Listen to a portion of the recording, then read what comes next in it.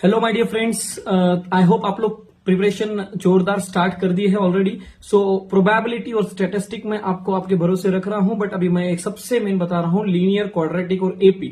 Linear quadratic AP को and also that financial planning, इन सब के क्वेश्चंस आप लोग जो वर्ड प्रॉब्लम्स है उसके इक्वेशंस एक जगह बना के रखो बेटा। एक पेज पे लीनियर के इक्वेशंस बना के रखो वर्ड प्रॉब्लम के, एक पेज पे क्वाड्रेटिक के इक्वेशंस बना के रखो, और एक पेज पे फाइनेंशियल प्लानिंग के कुछ मेन आउटकम्स लिख के रखो।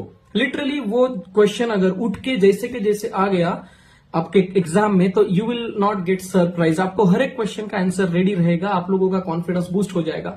सो जो क्वेश्चंस टेक्स्ट बुक के है, स्टार क्वेश्चन टेक्स्ट बुक के सॉल्व्ड क्वेश्चंस, उसको प्रायोरिटी देके आपको सबसे पहले स्टार्ट करना है प्रिपरेशन। तो आज रात में देख लो, टेक्स्ट बुक को फिल्टर कर दो, बाद में दूसरे क्वेश्चंस। ओके, चलो बाय।